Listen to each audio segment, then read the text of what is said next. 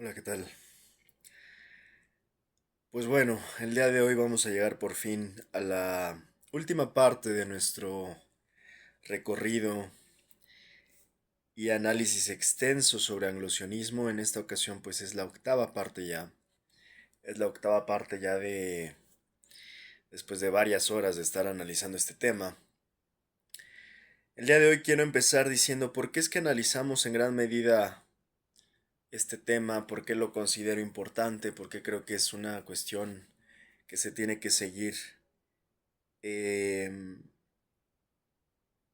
analizando, diseccionando de principio a fin, desde la raíz, porque básicamente aquel que no entiende el tema judío no entiende absolutamente nada de geopolítica.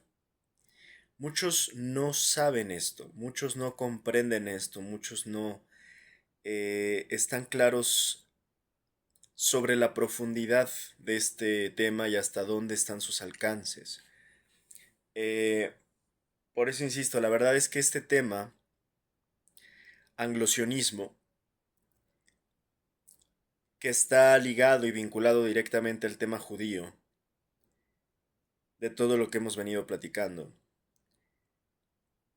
uno se puede llegar a dar cuenta muy fácilmente que, insisto, este tema tiene repercusiones e implicaciones y relaciones directas con prácticamente todo, desde economía, política, eh, el mundo financiero, las industrias, las corporaciones, los gobiernos, las tendencias políticas, sociológicas, los movimientos sociales, algunas corrientes científicas, en fin. Si no entiendes el tema judío, la realidad es que no entiendes la geopolítica ni el funcionamiento del mundo. Es así de sencillo.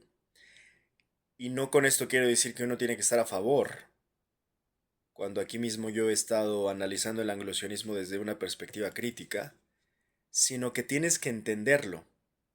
Eso es lo que aquí estamos tratando de hacer. Tienes que entender de qué trata y desde dónde vienen pues las raíces y las grandes mentiras del tema judío, insisto, para a su vez poder entender otros temas, pero yo lo resumo básicamente en el entendimiento básico de la política global y de los temas relativos a lo político, lo económico y en este sentido a todo lo geopolítico. Si no entiendes el tema judío, no entiendes la geopolítica. Así de sencillo. Bueno, esta es una cuestión y una de las razones, insisto, por las cuales considero que es necesario entender el tema judío y que yo conceptualizo, como ya he venido explicando y argumentando, en anglosionismo como tal. Sin embargo, Eh, el día de hoy vamos a terminar este compendio y recopilación eh, insisto, de 8 capítulos ya, de 8 partes, como ya lo prometí en el anterior, cerrando con broche de oro, leyendo a Shlomo Sant. Tal vez en otros momentos vayamos a retomar, porque creo que todavía por ahí y quisiera tomarlo un poco separado algunos temas relativos a la genética de los judíos o lo que se denomina de alguna manera así los estudios genéticos en las poblaciones judías, para precisamente contrastar también con la tesis de Shlomo y con muchas de las contradicciones que hemos venido manejando acá. Pero bueno, esto lo voy a dejar para después porque creo que alcanza justamente para un capítulo completo y un análisis completo, estar haciendo los contrastes incluso dentro de la misma ciencia y cómo podemos distinguir las conclusiones que refuerzan la versión o la mentira judía y otras conclusiones científicas que pues la descartan, la desmienten, la debilitan. Pero esto, insisto, alcanza como para dar un análisis completo al respecto de estos estudios eh, genéticos y que hoy no vamos a abordar, no nos da tiempo. El día de hoy quiero empezar con algo peculiar, un dato dentro de esto que hemos venido manejando, que es el tema del sionismo. Quiero empezar comentando que es peculiar cómo, por ejemplo, para el tema de la creación del Estado de Israel, insisto, tuvieron posturas diversas. Ya las comentamos en el anterior análisis, en el número 7. Ahí está, eh, pues, por ejemplo, la argumentación de Montagu, ¿no? De cómo él mismo se podía llegar a oponer a esta idea sionista y a esta idea de la creación del Estado de Israel, etcétera. Sin embargo, eh,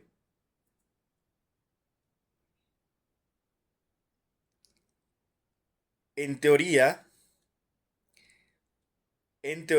se dice que la gran mayoría de los sionistas, en teoría incluso los sionistas de la actualidad, pues están de acuerdo,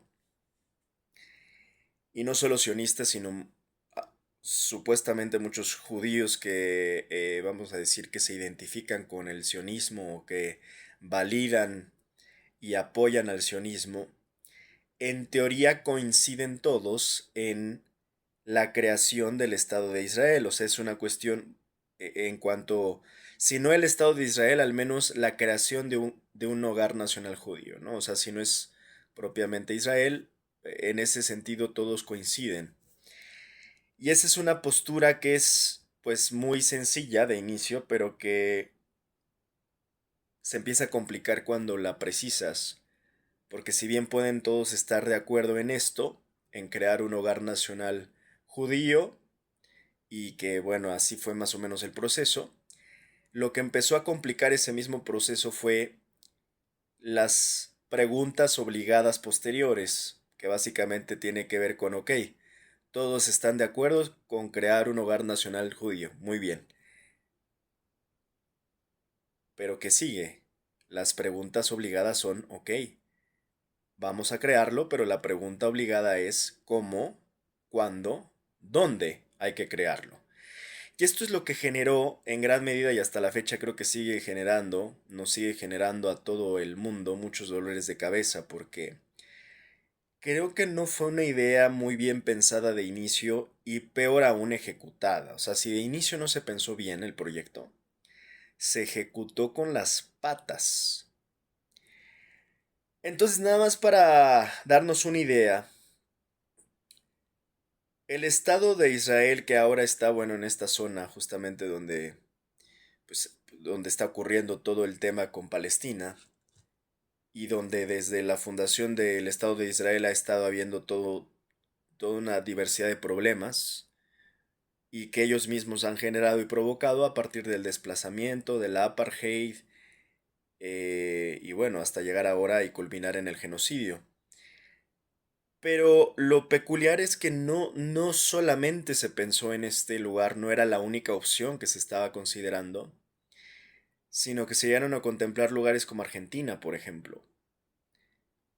O, ahora les voy a comentar uno muy particular, hasta en, y esto es verdaderamente sorprendente, Uganda, donde de hecho había un plan Uganda. Entonces, aquí lo que hay que entender es que ya lo había llegado a explicar y medio comentar en algún análisis previo. La pregunta acá es, ¿por qué se eligió el actual lugar donde está el ya pues concretado el Estado de Israel y se descartaron los demás? En gran medida yo hace tiempo había explicado que tenía hasta cierto punto que ver con esta secuencia que tienen de tratar de legitimar sus propias mentiras.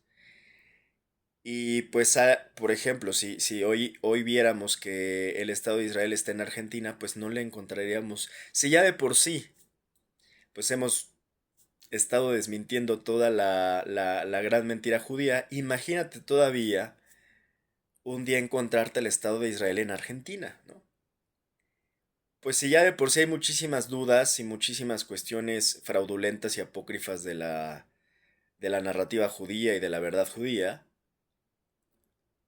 y del judaísmo y del pueblo judío y de todo esto y de todo lo que implica, pues imagínate todavía, ¿no? Tener pues un hecho que todavía genere más dudas y cuestionamientos, que ya sería demasiadas maromas, de por sí que ya creo que han abusado, se han excedido en estar dando maromas. Ahora imagínate tener que explicar qué carajos tendría que estar haciendo el Estado de Israel en Argentina. Entonces es una cuestión más bien como de no generar más dudas y al contrario, o sea, lo que ellos trataban era de legitimar sus mentiras, pero no podían ser tan, ¿cómo decirlo? Pues descarados, que lo son, pero no podían excederse. O sea, ya iba a ser de plano muy, muy evidente, ¿no? Entonces incluso aquí la BBC tiene, por ejemplo, una columna publicada llamada Los otros lugares contemplados para un Estado judío antes de la creación de Israel en territorio palestino. Esto publicado el 5 de noviembre de 2017. Aquí te aparece una imagen, el primer ministro israelí David Ben Gurión en la proclamación oficial del Estado de Israel el 14 de mayo de 1948 en Tel Aviv. ¿Pudo haber un Estado judío en África o Argentina? Tal vez. Dice aquí, esta semana se cumplió el centenario de la Declaración Balfour, un documento que cambió la historia de Medio Oriente para siempre y que desencadenó uno de los conflictos más difíciles de resolver de los tiempos modernos. Em, la Declaración Balfour fue el documento en el que por primera vez el gobierno británico respaldó el establecimiento de un hogar nacional para el pueblo judío en Palestina. Sin embargo, antes de esa declaración se debatieron otras opciones territoriales para establecer un futuro Estado judío. Por razones religiosas e históricas, obviamente te lo justifican así, Palestina siempre fue la opción preferida, pero se consideraron otras. Es que de nuevo, no es tanto que sean razones religiosas o históricas, porque insisto, ya creo que quedó más que desmentido. Ellos no son rigurosos en esos aspectos, son sumamente cretinos y fraudulentos con la manipulación, la tergiversación y la distorsión mezquina que han hecho de la historia. Lo hacen más bien para no generar dudas de la mentira. O sea, ya lo acabo de explicar, ¿no? Entonces no es tanto que lo hagan por fidelidad o por rigor o por ser fidedignos a eso que ellos venden como la historia y como si esa historia fuera verdad. No, es porque, insisto, no tendría mucha lógica estar viendo en África al Estado judío o estarlo viendo en Argentina. Entonces ellos se quisieron amparar y ayudar de sus textos bíblicos o textos sagrados, como ya hemos estado comentando, ¿no? La Torá, el, el Pentateuco, ¿no? De los 5 libros, el Tanakh. En general, lo que la gran mayoría conocemos como el Antiguo Testamento y demás, pues no iba a ser creíble que son del pueblo levantino y que son el pueblo elegido y que pues pretenden eh, pues recuperar su tierra prometida si pues la vivieran en Argentina. O sea, no hay forma de darle coherencia a ese relato bíblico que ellos mismos han intentado dar fuerza. Entonces, no hubiera tenido mucho sentido. Ahora, eso no quiere decir que en Argentina no haya muchísimos judíos, ya lo he explicado. Es, si no mal recuerdo, el tercer lugar de donde hay más judíos en el mundo. Está el Estado de Israel, está Estados Unidos y luego está Argentina. Y ahora vamos a comentar una contradicción histórica muy peculiar, una ironía, porque justo al final de la Segunda Guerra Mundial, es peculiar que tanto nazis como judíos hayan huido hacia Argentina.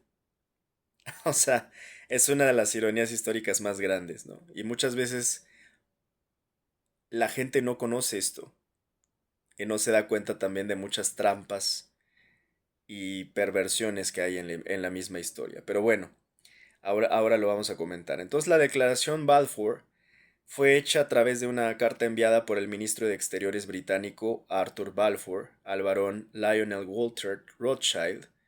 Mucha atención al apellido. Este apellido es clásico porque sabemos a qué familia se refiere y qué capital y qué poder económico tienen. Un líder de la comunidad judía en Gran Bretaña.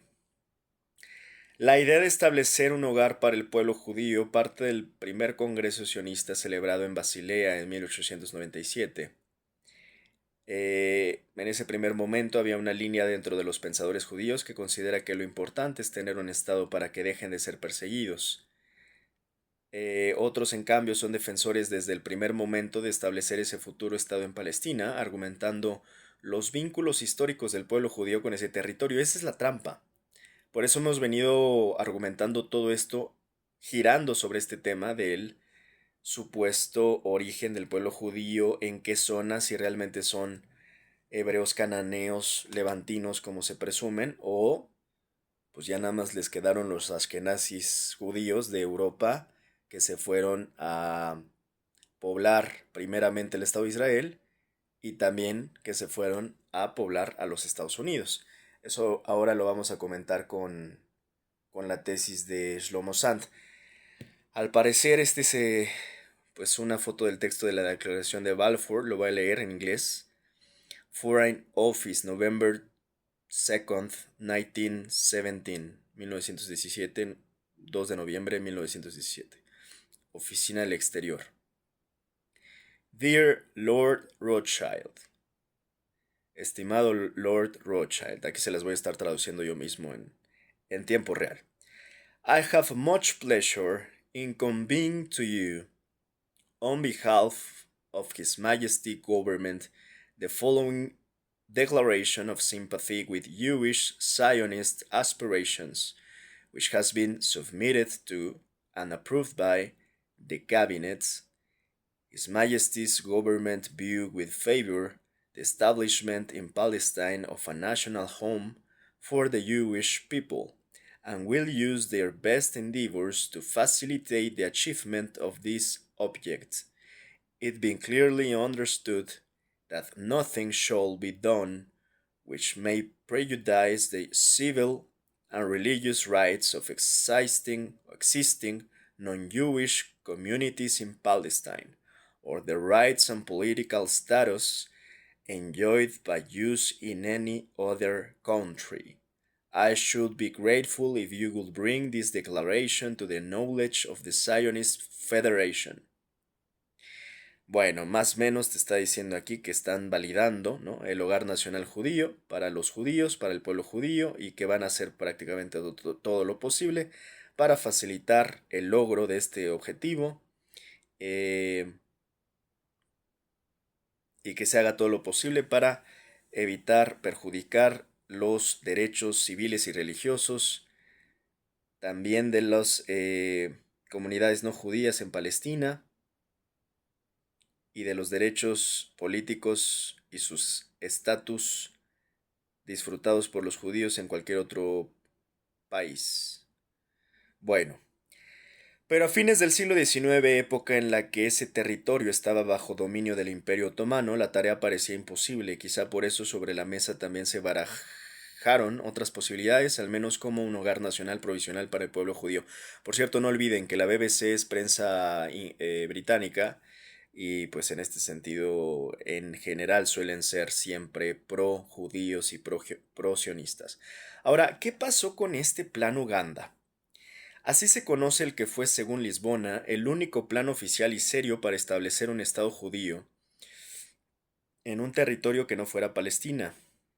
Según este historiador, se trató de un plan oficial, porque fue el propio gobierno de Reino Unido el que ofreció en 1903 otorgar una parte del antiguo territorio británico en África Oriental al pueblo judío como patria. El presidente de Uganda en una visita al Museo del Holocausto. Aquí aparece una foto. Aunque se le conoce como Plan Uganda, en realidad la oferta de territorio también contemplaba parte de Kenia. Fue ofrecido por el propio Balfour a Chaim Weizmann, quien se convertiría después en el presidente de Israel, y en ese entonces era presidente de la Agenda Judía, y al padre de la teoría sionista Theodor Herzl. El propio Herzl, autor del libro Der Judenstaat, el Estado Judío de 1896 y considerado el padre del Estado de Israel, planteó la idea en el sexto Congreso Sionista celebrado en Basilea, Suiza en 1903.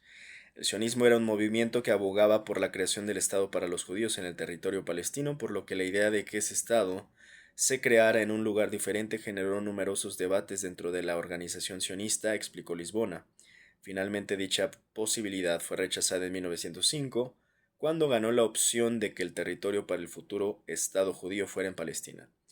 ¿Palestina o Argentina?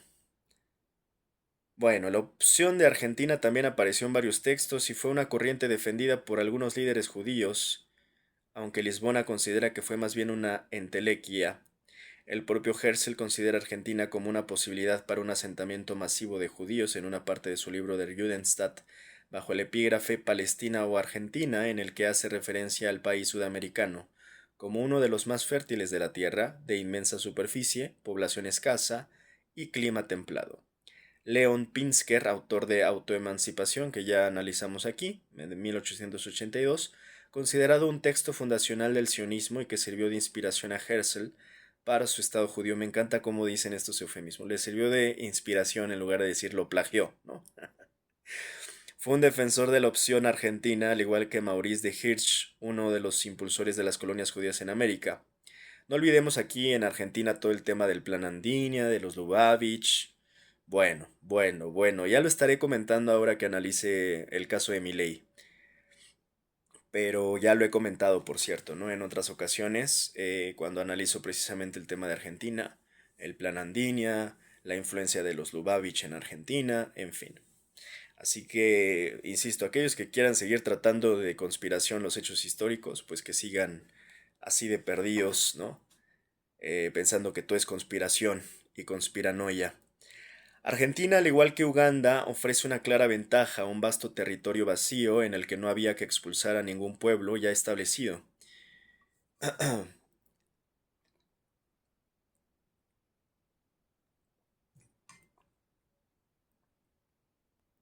Ese era uno de los principales inconvenientes de la opción palestina, porque ya había una población árabe establecida, o sea, ay Dios con estos.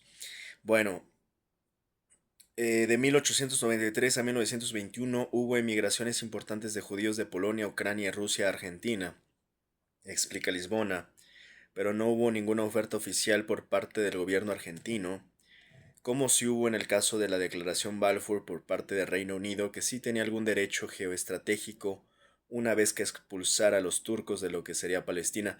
No olvidemos también la etapa peronista en Argentina, que hay temas muy interesantes sobre toda esta relación que había, y cuál era el trato más bien que había en esa época peronista con el tema judío en Argentina. Por eso insisto que es muy peculiar y Argentina creo que es una parte muy interesante. Ya estuvimos analizando Estados Unidos y todo el tema y próximamente estaremos hablando del lobby israelí, ya más precisamente. Pero justamente para terminar de entender anglosionismo, también tenemos que entender el papel de Argentina. Es interesante e importante. De entrada, este dato que yo les daba no es menor, ¿no? El hecho que al final de la Segunda Guerra Mundial, tanto nazis como judíos huyeran a Argentina, es que imagínenselo, ¿no? O sea, se terminaron encontrando ahí mismo. Incluso se habla que algunas veces hasta eran vecinos. O sea, se terminaron encontrando víctimas y victimarios, ¿no? Qué locura. Bueno, pero hay cosas todavía más perversas de eso, que todavía más adelante vamos a comentar. Ahora, un estado judío en Siberia aunque fue una opción posterior a la Declaración Balfour. Eh, Algunos consideran que el precedente del Estado judío se encuentra en los límites de Siberia.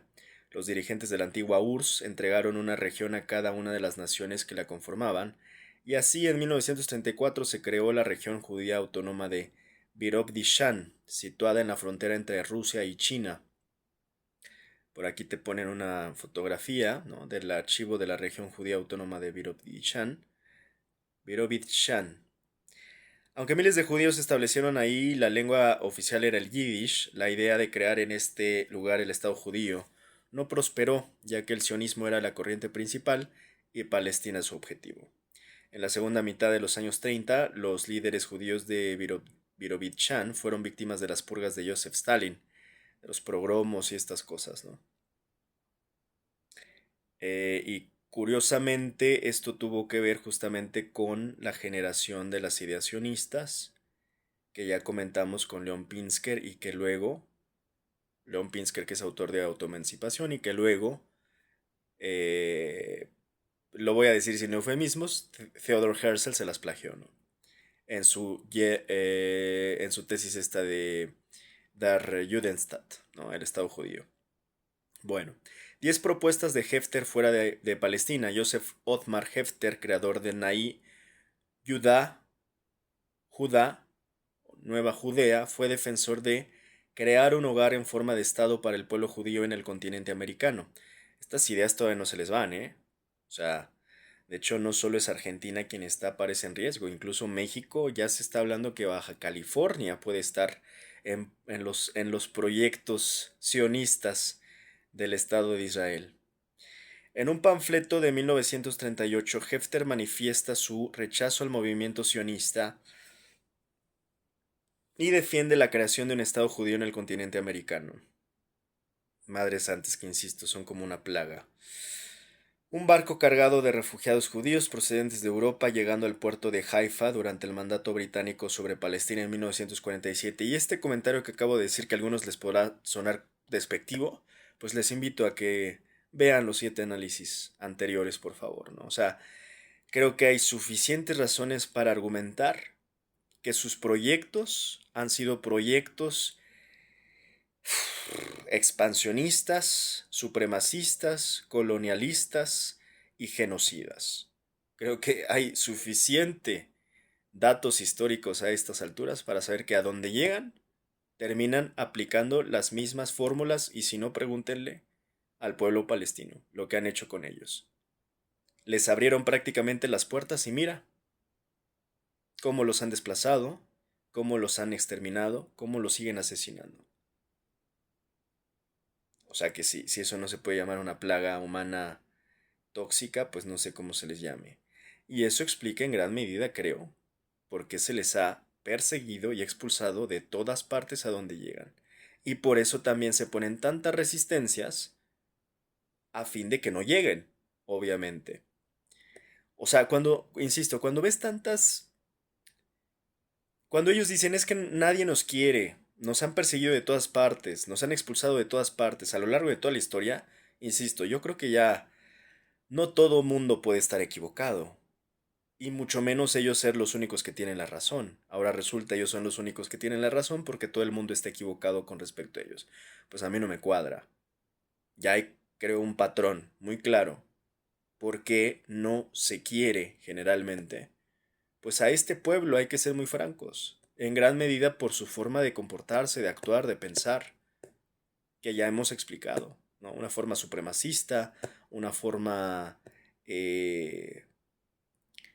muy mezquina realmente, ¿no? De convivir, de interactuar, en fin. Lo estoy hablando, o sea, justamente hasta en Rusia, ¿no? O sea, por qué en todos lados, desde romanos, alemanes, rusos, siempre los están desplazando, siempre los están corriendo a este pueblo judío? Pues ahí es donde está la verdadera pregunta importante. ¿Por qué nunca los reciben en ningún lado y cuando los reciben los corren? O los expulsan o los persiguen. Pues yo creo que sí hay razones, por más que ellos quieran tratarlo o seguirlo tratando de conspiraciones. Bueno, Hefter publicó un mapa con 10 propuestas de hogar para el pueblo judío, entre ellas una opción en un territorio entre la Guyana Británica, Venezuela y Brasil, y otra entre Brasil y Paraguay. También propuso Birobidjan, Australia, Alaska, Canadá, una parte de Egipto, parte del África Oriental o el sudeste de Asia como un posible estado para el pueblo judío.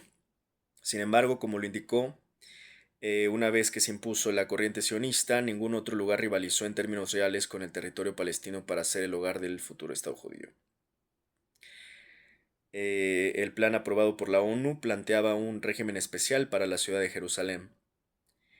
Tras la derrota del Imperio Otomano en la Primera Guerra Mundial, la Declaración Balfour fue respaldada por las potencias aliadas e incluida en el mandato británico sobre Palestina aprobado por la Liga de las Naciones, organismo que antecedió a la ONU, en julio de 1922, mediante el cual Reino Unido quedaba formalmente encargado de la administración de esos territorios. Luego de la Segunda Guerra Mundial y tras el Holocausto, la presión por establecer un Estado judío aumentó. El 29 de noviembre de 1947, la Asamblea General aprobó un plan para la partición de Palestina, que recomendaba la creación de un Estado árabe independiente y uno judío, y un régimen especial para la ciudad de Jerusalén. El 14 de mayo de 1948 fue proclamado el ilegítimo, agregaría yo, Estado de Israel. El plan fue aceptado por los israelíes, pero no por los árabes, que lo veían como una pérdida de su territorio, y con razón. Por eso nunca se implementó. Pero un día antes de que expirara el mandato británico de Palestina, el 14 de mayo de 1948, la Agencia Judía para Israel, representante de los judíos durante el mandato, declaró la independencia del Estado de Israel. Ahí comenzó el largo conflicto entre israelíes y palestinos que llega hasta nuestros días. Pues obvio, pues ¿qué esperaban? ¿Que los palestinos se quedaran contentísimos, cruzados de brazos? Todavía que además los están desplazando y exterminando. Híjole, pues es que hay que tener tantita madre, diría yo, ¿no? Bueno, pues quería empezar con esto, ¿no? Que no es menor, insisto, dentro de los planes sionistas, no pensar que nada más había una opción. O sea, básicamente querían llegar a colonizar cualquier lugar del mundo. Ya vimos que desde Argentina hasta Uganda.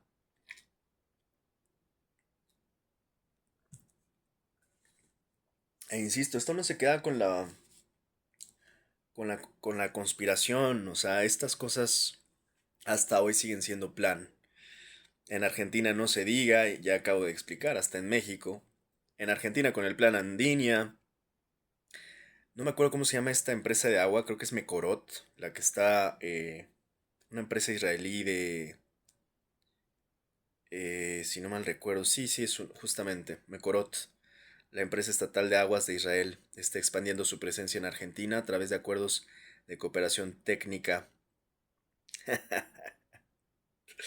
Ay, ay, ay, pues ya hasta el agua les están robando, pero bueno.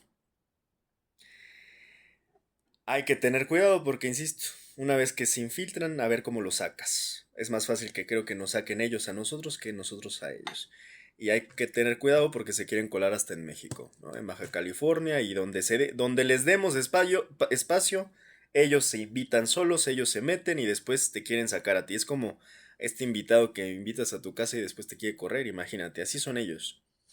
Así que hay que tener mucho cuidado y es justamente lo que estamos defendiendo y es por eso que estamos tratando este tema de anglosionismo, porque muchos piensan que el tema está allá en Medio Oriente, ¿no? Y que allá se queda, que es un tema nada más entre palestinos o iraníes contra Israel, ¿no? No, no están entendiendo. Por eso insisto, y lo empecé diciendo hoy, si no entiendes el tema judío, no entiendes nada de geopolítica. No entiendes que esto no nada más es de que vengan y se instalen, desde antes empiezan a generar controles. Ves el lobby israelí en Estados Unidos, ves las tecnologías que estuvieron implicadas en casos como el de Ayotzinapa con Pegasus, ves cómo Mecorot se infiltra en estar siendo propietaria de las aguas en Argentina. Esa es la forma que generan el control, pero pasa desapercibido por la ignorancia de muchos que no se dan cuenta cómo se infiltran.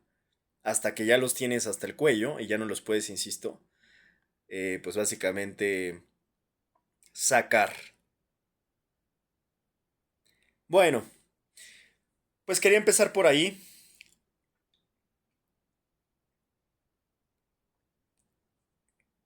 Pero también para irnos rápido, porque hoy le quiero dar algo de prioridad a Shlomo San.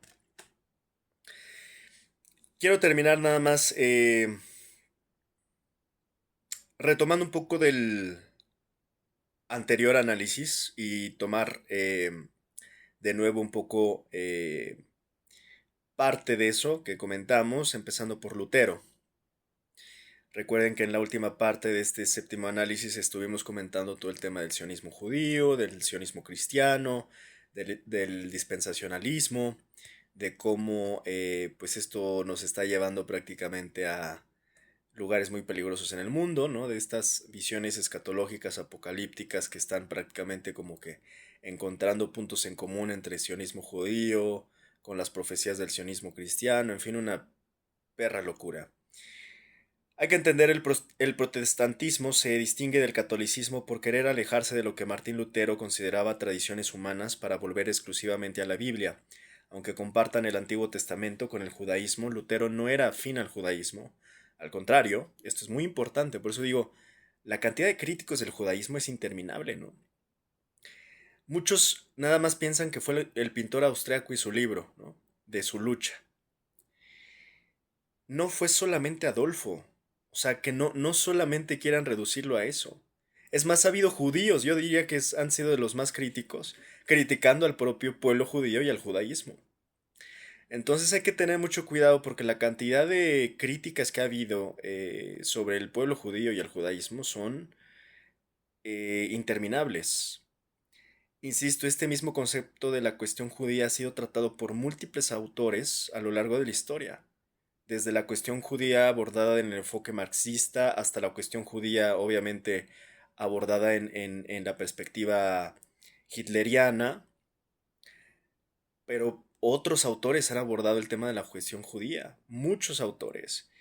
Eh, Hannah Arendt, Bertrand Russell me parece que también, pero aquí estoy comentando es el propio Lutero, ¿no? O sea, para darnos cuenta, insisto, cuántos críticos ha habido sobre el judaísmo. Y Lutero, por ejemplo, pues no era afín al judaísmo, al contrario, criticó duramente tanto a judíos como a católicos por lo que él llamaba legalismo o el intento de salvarse mediante obras y leyes. Entonces, mucho ojo con eso, ¿no? Hay que tener claro que, porque por momentos se quiere reducir, ¿no? Que nada más la visión de Adolfo era el único que estaba en contra de ellos, ¿no? O sea, creo que han estado en contra de ellos desde Jesucristo y desde precisamente de esas rupturas religiosas importantes, hay críticas en contra de los judíos. Ha habido claramente señalamientos de que los judíos traicionaron a Jesucristo. O sea, hay que entender esa raíz, porque eso explica en gran medida, y yo diría incluso de manera justificada, aunque ellos consideren que es antisemitismo así nada más. Yo creo que ha habido también justificaciones y es algo que a ellos no les gusta reconocer ni admitir. Ellos nada más se quieren vender siempre como las pobrecitas víctimas, sin verse en un espejo y decir, saben que sí tuvimos errores. Nunca vas a escuchar a un judío o al pueblo judío decir, oigan, una disculpa, nosotros también tuvimos errores. No, no, ellos siempre te van a vender su papel de víctimas. Pero de que han tenido errores y hoy lo podemos ver hasta con Palestina, en este momento ellos que son los victimarios se siguen haciendo las víctimas, nada más para que se den cuenta, ¿no? Cómo han distorsionado las cosas. Si hoy las están distorsionando, imagínense desde cuándo las han estado distorsionando y desde cuándo han estado tergiversando la historia. Ahora más bien nos damos cuenta que esa ha sido su constante a lo largo de la historia. Muy mezquina, una actitud muy mezquina, un comportamiento, una forma de ser muy mezquina. Esta forma de ser judía, ¿no? Entonces, la ruptura de Lutero se basó en tres pilares que lo separan de la Iglesia Católica. La autoridad. Los protestantes sostienen la sola escritura, es decir, que la Biblia es la única autoridad. El catolicismo, en cambio, da igual importancia a la Biblia y a la tradición apostólica, o sea, dogmas y enseñanzas de la Iglesia a través de los siglos. Sobre la salvación, para los protestantes la salvación es solo por la fe en Jesucristo. Para los católicos es una combinación de fe y obras, acciones, sacramentos y obediencia. Sobre la mediación, los protestantes rechazan la autoridad del Papa y la mediación de los santos o la Virgen, creyendo en un acceso directo a Dios.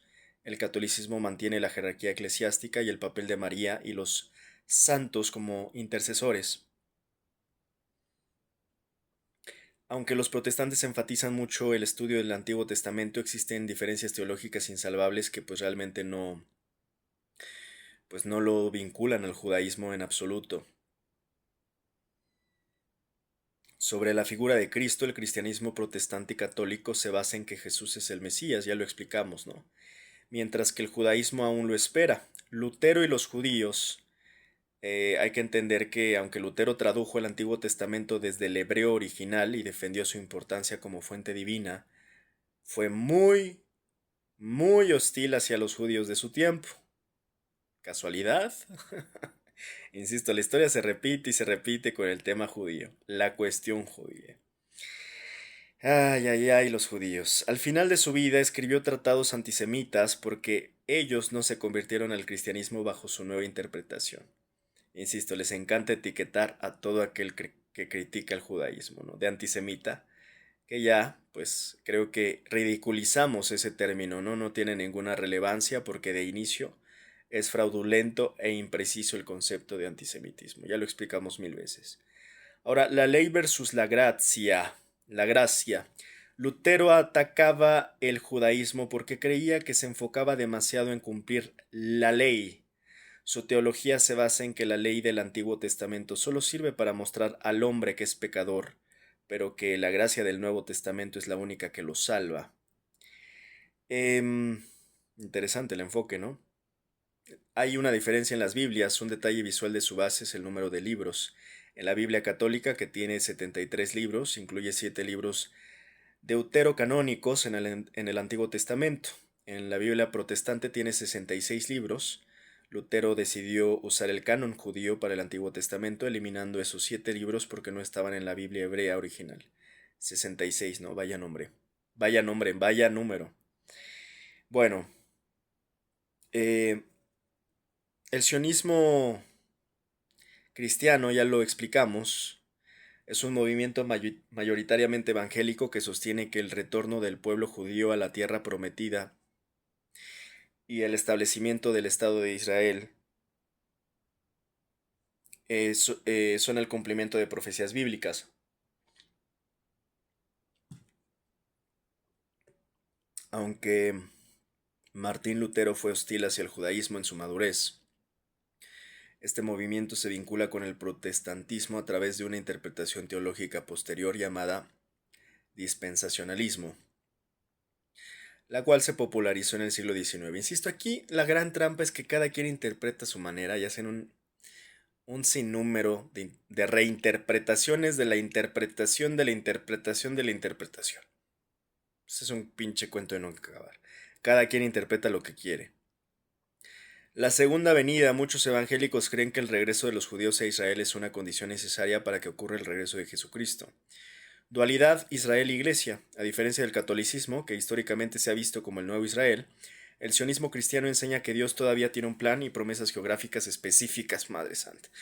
Madre Santa, para el pueblo judío que son distintas a las de la Iglesia. Ya lo hablamos en el pasado, esto es nada más recapitularlo, ¿ok? El mandato bíblico se basa frecuentemente en Génesis 12:3, donde Dios dice a Abraham, bendeciré a los que te bendigan y maldeciré al que te maldiga. Para estos grupos, apoyar políticamente a Israel es una forma de obedecer este mandato y asegurar la bendición divina. Hay diferencias con Lutero y el catolicismo y con el sionismo también. Por ejemplo, Lutero contra el sionismo, Lutero versus el sionismo. Mientras Lutero quería que los judíos se convirtieran o fueran expulsados por considerar que su tiempo profético había pasado, el sionismo cristiano moderno cree que el Israel actual sigue siendo el pueblo elegido con sus derechos legítimos sobre su tierra ancestral.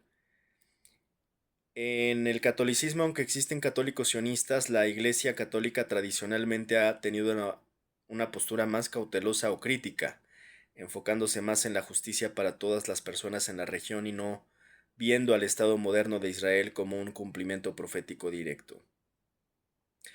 Este movimiento pues es innegablemente hoy una fuerza política significativa, especialmente en Estados Unidos y América Latina también. No he hecho mucho énfasis, pero sí también en América Latina, donde iglesias evangélicas han influido en el apoyo diplomático hacia Israel. Una locura. Ahora, aquí vienen cosas más profundas, no nos podemos quedar como siempre, aquí intentamos siempre ir a la profundidad, no quedarnos en la superficie nada más. Aquí hay una cuestión bien interesante, ¿no? Que es la relación entre estos elementos,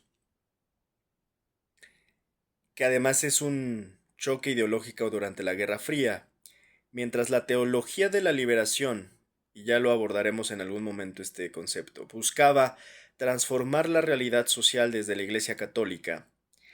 La CIA y figuras como Henry Kissinger la vieron como un caballo de Troya del comunismo en América Latina. La conexión clave es que el miedo de la CIA y el informe Rockefeller de 1969, eh, básicamente en este año, en 1969, Nelson Rockefeller viajó a la región por encargo de Nixon. En su informe advirtió que la Iglesia Católica ya no era un aliado confiable de Estados Unidos, porque la teología de la liberación estaba concientizando a las masas contra el capitalismo. La CIA comenzó a ver a los sacerdotes progresistas como agentes subversivos, nada más por defender a los pobres, ¿no? Bueno, Kissinger y el apoyo a las dictaduras.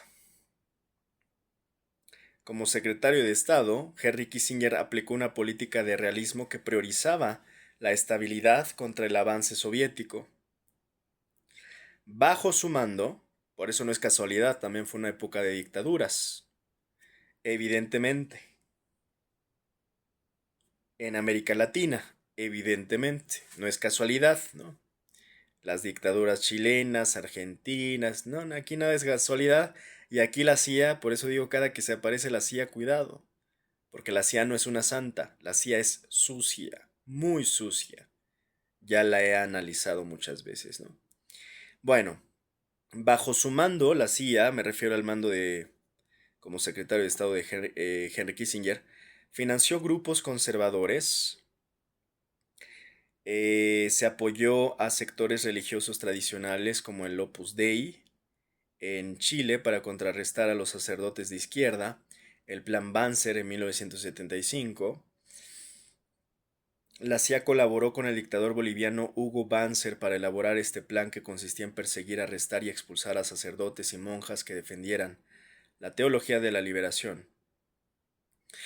La represión en el Cono Sur, Kissinger dio luz verde o apoyó a dictaduras en Chile y Argentina que persiguieron y asesinaron a figuras religiosas comprometidas con los pobres. La promoción del protestantismo evangélico para debilitar la influencia política de la Iglesia Católica, la CIA y agencias como la USAID. ¡Ajá! María Amparo Casar, ahí te hablan. De mexicanos contra la corrupción o a favor de la corrupción más bien. Agencias como la USAID incentivaron la llegada de misiones evangélicas y pentecostales de Estados Unidos a Latinoamérica. La lógica era estratégica. Religión versus política. Mientras la teología de la liberación pedía cambios estructurales en la tierra, muchas de estas nuevas iglesias enfatizaban la salvación espiritual individual y la obediencia a las autoridades. Un freno al marxismo también, estas misiones servían como una barrera ideológica contra las ideas marxistas que se infiltraban a través de las comunidades católicas de base. Ahora la pinza, pues era el Vaticano y la Casa Blanca. Durante los años 80, esta presión externa coincidió con el papado de Juan Pablo II, quien, habiendo vivido bajo el comunismo en Polonia, también desconfiaba profundamente de la teología de la liberación. Esto permitió que la administración Reagan y el Vaticano trabajaran en direcciones paralelas para silenciar a los teólogos más radicales como Leonardo Boff y Gustavo Gutiérrez. En conclusión, la teología de la liberación fue el enemigo religioso de la política exterior de Kissinger porque unía el cristianismo con la movilización social, algo que la CIA combatió impulsando tanto la represión militar como el crecimiento de denominaciones evangélicas más alineadas con el sistema. Nada más para que se den cuenta de qué formas la CIA interviene, ¿no? Para aquellos que dudan todavía que la CIA impulsa el crimen organizado en Latinoamérica, pues vean, desde cuándo está metiendo las manos la CIA y de qué formas. Todo esto se vincula a través de una larga historia de choques ideológicos y alianzas estratégicas entre el poder político de Estados Unidos como Trump y Kissinger y el poder religioso, el Vaticano y el mundo evangélico. A ver, esto, si se dan cuenta, al final del día explica también muchas de las cosas que vemos hoy mismo. ¿Por qué creen que Trump no se está llevando bien con el Papa, con León? Pues por obvias razones que estoy explicando. Y no solo empezó con León, ya empezaba desde el Papa Francisco, porque yo sí reconozco, el Papa Francisco creo que es de los mejores papas que ha tenido. Y yo lo digo siendo ateo, porque me ha parecido de los más congruentes, y más valientes, y más rebeldes, y que ha tratado realmente de hacer una cierta eh, disrupción. Lo hizo. Y creo que su legado pues todavía permanece hasta cierto punto un poco con León, que hoy se está enfrentando directamente a Trump. Ahora, ¿por qué Trump y el Papa no se llevan bien? Pues esta tensión actual es especialmente visible con el Papa León XIV, que es el sucesor del Papa Francisco, insisto, en este contexto se debe a una visión opuesta del mundo de entrada, ¿no? De entrada, por ejemplo, en esta dualidad básica sobre guerra y paz. Mientras Trump ha mantenido posturas de mano dura y amenazas militares, la ley de la selva, la doctrina trumpista que ya he explicado hasta el cansancio, y más aún recientemente con el tema de Irán y la guerra en Irán, que él ha iniciado, pues el Papa ha denunciado la delusión de omnipotencia y ha afirmado que Dios no bendice ningún conflicto. De hecho, con pura teoría religiosa le ha estado dando una zarandeada tremenda el Papa a Trump, que se vende como el Mesías gringo, ¿no? Ahora, el nacionalismo versus el universalismo. Trump prioriza el nacionalismo de Estados Unidos primero, America First, Make America Great Again, el MAGA. El Papa, siguiendo la línea de Francisco, promueve el multilateralismo, la ayuda a migrantes y la construcción de puentes en lugar de muros. También hay un conflicto de autoridad. Trump ha llegado a llamar al Papa débil y político, mientras que el Vaticano sostiene que su mensaje es puramente evangélico y no una agenda partidista. Ahora, Kissinger, ¿qué relación tenía con los judíos? ¿Era pro judío, pro Israel o pro sionista?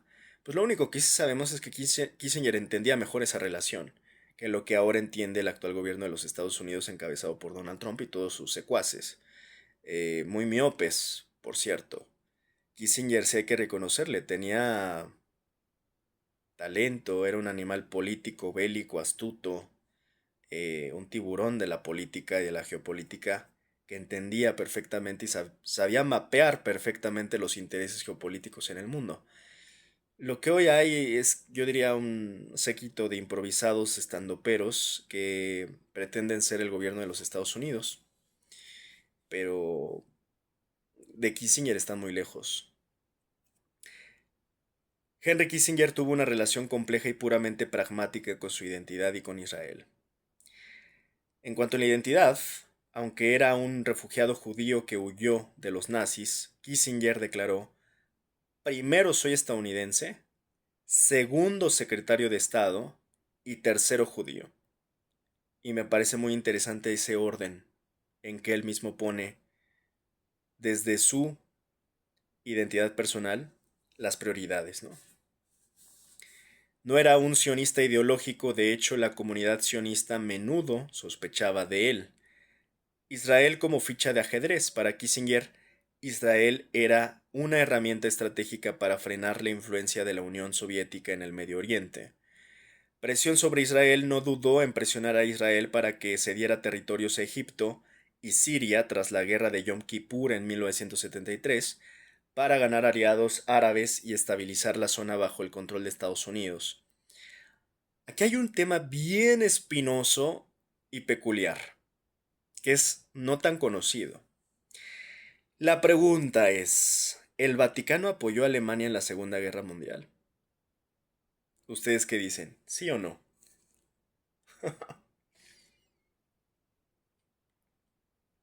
Les tengo que hablar del concordato. Concordato.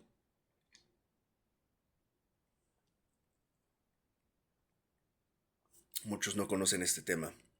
Bueno, para que se den cuenta los de giros y saltos mortales que ocurren en la geopolítica, la diplomacia, la política. Hay muchas contradicciones, muchas mentiras. La neutralidad diplomática, el Papa Pío XII mantuvo una política de neutralidad oficial para evitar represalias contra los católicos en territorios ocupados y para poder actuar como mediador. Si ustedes además le suman esto que pues hay una evidente rivalidad entre judaísmo y católicos, pues digamos que tampoco iban a poner mucho las manos al fuego. No sé si se entiende, por ellos. El silencio de Pío XII se le critica por no denunciar públicamente, y lo mismo en viceversa, ¿eh?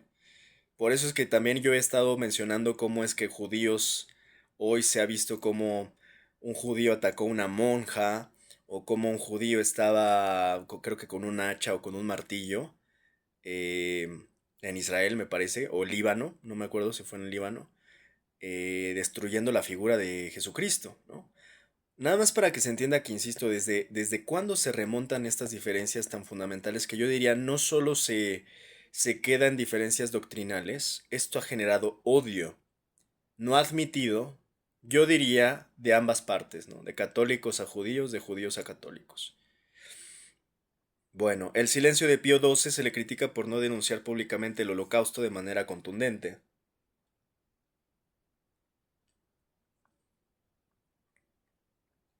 Sin embargo, archivos recientes muestran que el Vaticano organizó una red secreta para salvar a miles de judíos escondiéndolos en conventos, iglesias y en el mismo Vaticano. Miedo al comunismo, al igual que en la época de la CIA y Kissinger, el Vaticano de los años 30 y 40 veía al comunismo soviético como un peligro mayor que el fascismo, lo que en algunos momentos llevó a acuerdos tácticos como el Concordato de 1933 para proteger la libertad de culto en Alemania. Ahora, el hilo conductor de todo esto que estoy mencionando, pues todo se explica por el choque entre la fe y la geopolítica. Recordarán que yo empecé en los primeros análisis de anglosionismo diciendo, política y religión, religión y política no se pueden separar, porque la política ocupa la religión y la religión ocupa la política, y esa es una constante histórica.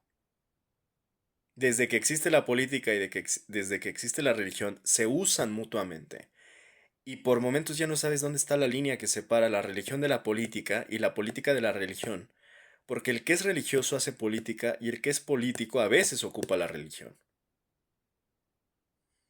En fin. Entonces este es el punto, ¿no? La fe y la geopolítica por momentos también operan.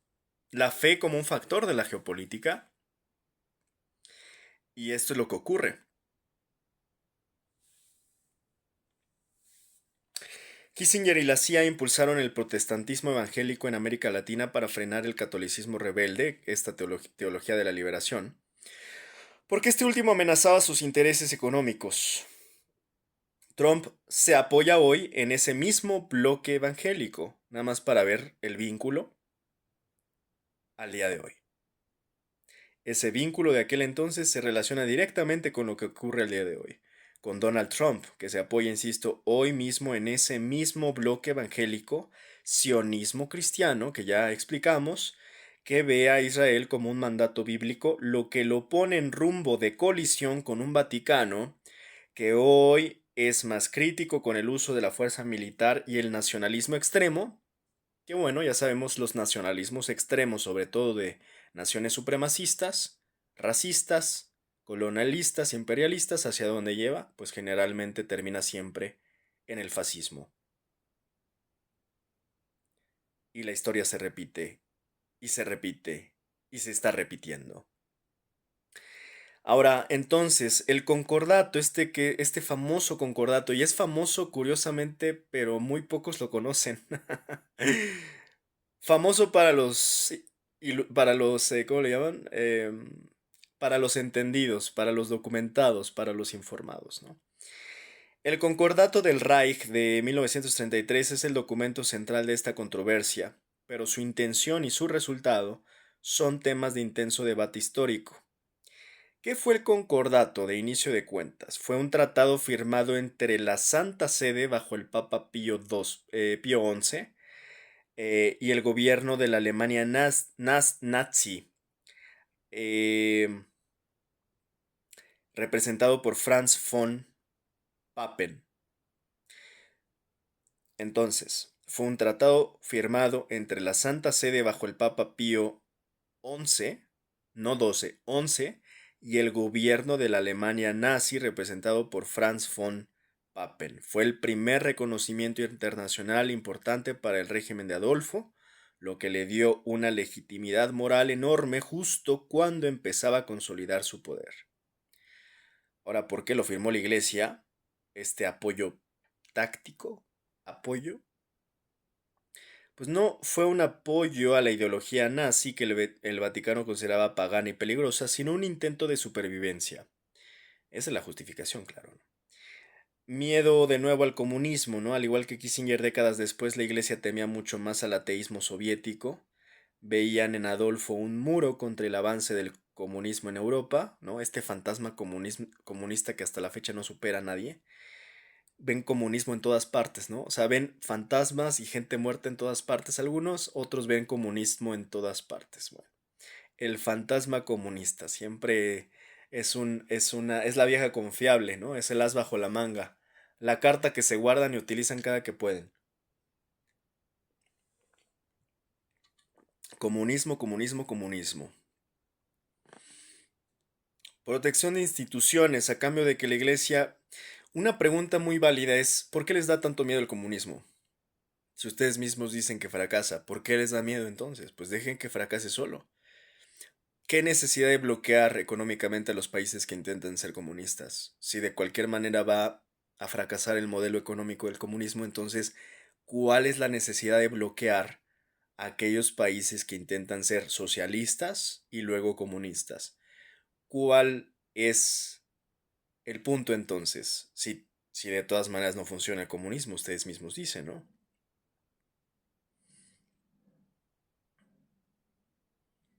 Y eso les va a explicar muchas cosas. Si fuera tan fallido el modelo económico del comunismo, ¿por qué no dejar que se desarrolle hasta que falle? Yo creo que es porque saben que puede resultar exitoso. Y si resulta exitoso, entonces colapsaría el sistema capitalista. Porque demostraría que hay otro camino. Por eso han intentado de todo para que eso nunca sea posible. Para poner todas las trabas, para generar todas las divisiones, para dividir y vencer, para aplicar operaciones tácticas y estratégicas de la CIA en todo el mundo, básicamente para no permitir otro tipo de caminos, ¿no? Políticos, económicos. Protección de instituciones. A cambio de que la Iglesia se retirara de la política activa en Alemania, disolviendo el Partido del Centro Católico, Adolfo prometió respetar las escuelas católicas, las asociaciones juveniles y la libertad de culto. La traición de Adolfo y la respuesta del Vaticano. Adolfo violó el concordato casi inmediatamente,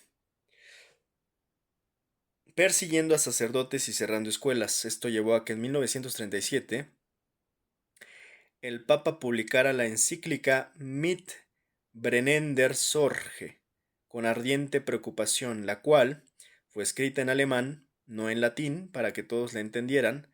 Se leyó en todas las iglesias de Alemania en secreto, denunciaba el racismo nazi y la deificación del Estado como una idolatría, que es lo que hoy está pasando con Estados Unidos, ya lo expliqué ayer.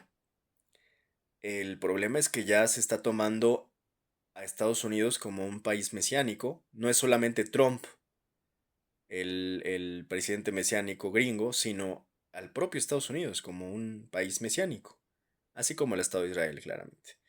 Bueno, ¿Cómo se relaciona entonces todo esto que estamos hablando? Pues espero que se vaya entendiendo el hilo de la media que estamos tratando de deshilachar. En 1933 entonces, en resumidas, el Vaticano aceptó a un dictador para frenar al comunismo, igual que la CIA apoyó dictaduras en los setentas. En la Segunda Guerra, esa neutralidad del concordato ató las manos de la Iglesia. Pío XII sintió que si denunciaba a Adolfo con demasiada fuerza, el dictador anularía el concordato y masacraría a los millones de católicos alemanes y polacos. En resumen,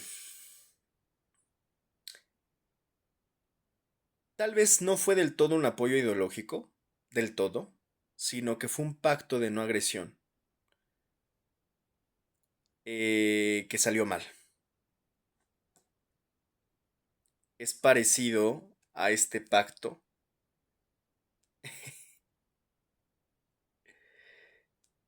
eh, también de no agresión, del Ribbentrop-Molotov, ¿no?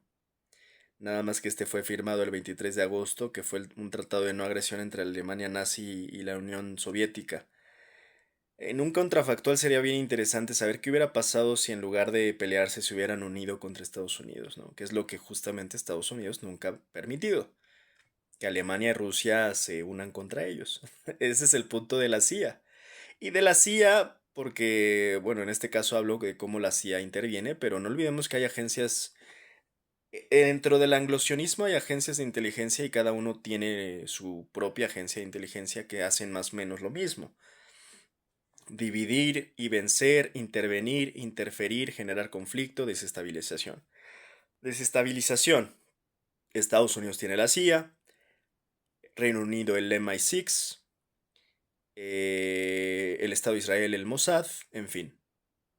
Y operan más o menos igual, haciendo exactamente las mismas cosas para los mismos fines, de manera maquiavélica, diciendo que el fin justifica los medios, ¿no? Sus fines. Y obviamente evitando que haya este tipo de uniones, ¿no?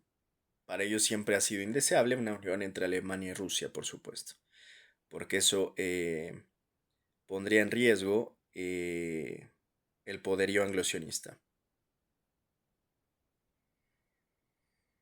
Entonces, pues esto también fue un pacto de no agresión que salió mal, ¿no? Este concordato, Adolfo lo usó para silenciar la oposición católica inicial, mientras que la Iglesia lo usó para intentar salvar sus propias instituciones del totalitarismo.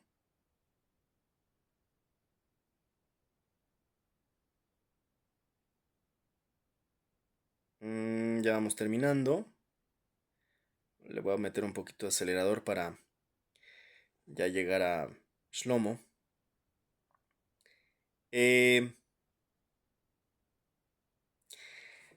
ha habido algo muy interesante que es la desclasificación de casi 16 millones de documentos del pontificado de Pío XII y curiosamente iniciada en 2020 por adivinen nada más y nada menos quién, pues por orden del Papa Francisco, ha arrojado luz sobre una de las épocas más oscuras de la Iglesia.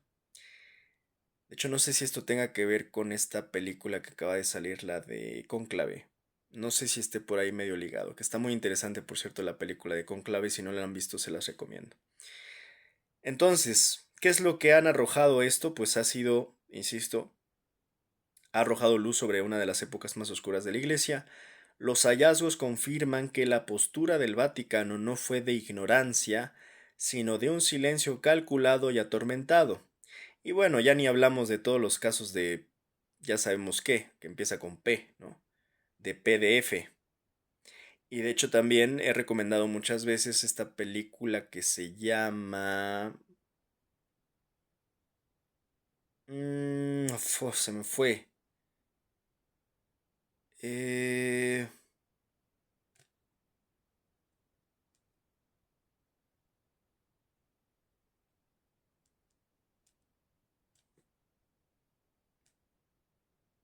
Spotlight. Spotlight, ya se me andaba olvidando. Spotlight. Les recomiendo mucho esto, que fue justamente pues este equipo de periodistas del Boston Globe que destaparon un escándalo de PDF ocurrido en la Iglesia Católica de Boston para terminar revelando cómo todo esto era un sistema, ¿no? Porque ellos trataban como de decir, no, bueno, es una manzana podrida por ahí un par de casos, ¿no? Pero no podemos generalizar. Y cuál van viendo que después de la investigación se empezaron a dar cuenta que era un tema sistemático y que había miles de víctimas, nada más en Boston, y luego se dieron cuenta que estaban en todos Estados Unidos y luego se dieron cuenta que estaba desde el Vaticano. Y eso termina salpicando hasta el mismo caso de Maciel, por ejemplo, ¿no? Y de toda esta colusión y encubrimiento que hay dentro de la propia iglesia para encubrir estos PDFs, ¿no? Pues es que justamente también el caso de Maciel explica mucho cómo es que se encubren y se solapan y bueno, hasta se rumora que el propio Juan Pablo II ya sabía y luego este Ratzinger, creo que se llamaba, ¿no? El posterior, pues también y no hicieron absolutamente nada. Norberto Rivera ahí seguía, o sea, una cosa verdaderamente repugnante. De estos que se consideran los que llevan la palabra de Dios, hazme el chingado favor, ¿no? Son los diablos más bien vestidos de santos, ¿no? Repugnantes, miserables, mezquinos y vergüenzas. Pues ojalá paguen todos sus pecados. Ojalá. Ahí es donde un ateo quisiera que sí existiera el infierno para que paguen estos hijos desgraciados, hijos de su reverenda, santificada madre, ¿no? Ahí es donde uno quisiera que sí existiera el infierno para que paguen sus pecados estos miserables desgraciados. En fin.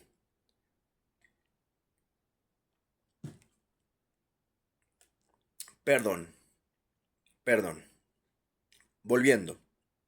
Entonces, esta desclasificación de casi 16 millones de documentos que fue iniciada en 2020 por orden del Papa Francisco del pontificado de Pío XII arrojó luz sobre una de las épocas más oscuras de la Iglesia. Eh, y como decía, los hallazgos confirman que la postura del Vaticano no fue de ignorancia, sino de un silencio calculado y atormentado. Por ejemplo, sabía del exterminio masivo desde 1942. Se encontró una carta clave del 14 de diciembre de 1942, enviada por un jesuita alemán, Lothar Koning, al secretario del Papa. En ella se detallaban las atrocidades en el horno crematorio del campo de concentración de Belzec y se mencionaba Auschwitz. Esto desmiente la versión oficial de que el Vaticano no podía confirmar los rumores de las matanzas. El dilema del silencio. Los documentos muestran que la Santa Sede recibía miles de cartas de judíos rogando por su ayuda. Pío XII optó por no denunciar públicamente a Adolfo por dos razones estratégicas. Por miedo a represalias, se temía que una condena abierta provocara que los nazis intensificaran la persecución contra los católicos en los países ocupados, y la neutralidad como escudo. Creía que mantener un perfil diplomático neutral le permitía seguir operando redes secretas de rescate. ¿A qué se parece eso? Pues también a lo que vivimos hoy con el tema palestino, ¿no? Neutralidad, nadie toma postura, ¿no? Muy tibios, mucha indiferencia, mucha apatía. Bueno, insisto, el problema acá es que las víctimas de aquel entonces se terminaron convirtiendo en victimarios del pueblo palestino al día de hoy. Y bueno, la red de rescate encubierta, a pesar del silencio público, los archivos confirman que el Vaticano escondió a judíos y perseguidos políticos en la Basílica de San Juan de Letrán y en residencias papales, incluso vistiéndolos de sacerdotes. Gestionó una oficina de información que ayudó a conectar a miles de familias desplazadas y prisioneros de guerra. Hay sombras tras la guerra, no todo fue heroico, los investigadores han hallado evidencia de niños judíos bautizados, hubo directivas que impidieron devolver a niños judíos huérfanos que habían sido bautizados en secreto durante la guerra a sus familiares o instituciones judías para que no perdieran la fe católica. Rutas de escape, ratlines. Se investiga el grado de conocimiento que tuvo el Papa sobre el uso de pasaportes del Vaticano por parte de criminales nazis para huir a Sudamérica. En resumen, los documentos presentan a un papa que conocía la magnitud del Holocausto y decidió priorizar la supervivencia de la Iglesia y la diplomacia discreta sobre la protesta moral pública, lo que salvó vidas pero dejó una mancha ética permanente. Pues por eso yo celebro que León hoy no sea indiferente, ¿no? Y le aplaudo y le celebro su valentía y esa postura que tiene que tener pues este tipo de figuras en estos tiempos donde no se puede ser neutrales. Insisto, ser neutrales en tiempos de injusticia o de atrocidad es ser cómplices y te coloca directamente del lado de los victimarios en lugar de estar del lado de las víctimas. Ahora, esto redondeamos, si se dan cuenta aquí empezamos, yo les estaba comentando de las heroínas más grandes de la historia, de cómo al final de la Segunda Guerra Mundial, pues judíos y alemanes nazis terminan yéndose todos a Argentina y ahí se terminan de encontrar, ¿no? O sea, es una de las ironías más grandes y oscuras de la historia del siglo XX, ¿no? El hecho de que Argentina se convirtiera en refugio para ambos grupos no fue casualidad, sino el resultado de políticas migratorias específicas y de la geopolítica de la época. ¿Por qué Argentina? Argentina, bajo el gobierno de Juan Domingo Perón, tenía varias razones para recibir a los alemanes tras la guerra. Primero, afinidad ideológica y militar. Muchos sectores del ejército argentino admiraban la disciplina y tecnología alemana. También un interés técnico. Perón quería industrializar el país y buscaba científicos, ingenieros y técnicos alemanes, muchos de ellos nazis, para sus proyectos militares y aeronáuticos. La tercera posición, la famosa tercera posición. Perón quería evitar alinearse totalmente con Estados Unidos o la URSS y veía en los europeos que huían una forma de fortalecer su propia soberanía. Ahora, este encuentro irónico entre nazis y judíos en un mismo suelo, ¿no? Es totalmente cierto. En barrios de Buenos Aires como Belgrano o en ciudades como Bariloche, víctimas y victimarios terminaron siendo vecinos. Vaya ironía. Los judíos, pues Argentina ya tenía una comunidad judía establecida y tras la guerra muchos sobrevivientes del Holocausto llegaron buscando empezar de cero en un país que prometía paz y trabajo. Los nazis llegaron a través de las ratlines, que ya comenté, ¿no? Estas rutas de las ratas, usando identidades falsas. El caso más famoso es el de Adolf Eichmann, el arquitecto de la solución final, quien vivía una vida humilde bajo el nombre de Ricardo Clement en Buenos Aires, hasta que el Mossad, este servicio secreto israelí, lo secuestró en 1960. Ahora, ¿están relacionados el nazismo y el sionismo? Pues es una pregunta complicadita, ¿no? Que no nos va a dar tiempo hoy para seguir abordando. Esto yo creo que va a dar también para otro capítulo aparte. Pero ya lo he medio comentado ahora que he analizado anglosionismo. A veces sí hay que entender que son dos caras de la misma moneda. Obviamente muchos lo van a negar. Pero cuando empiezas a entender y a rascar, te empiezas a dar cuenta. Ya he hablado que hasta hay símbolos donde está la esvástica y la estrella de David, en fin, bueno. Eh, Hay puntos de contacto tácticos y se deben a una razón cínica, además. Ambos querían que los judíos salieran de Alemania.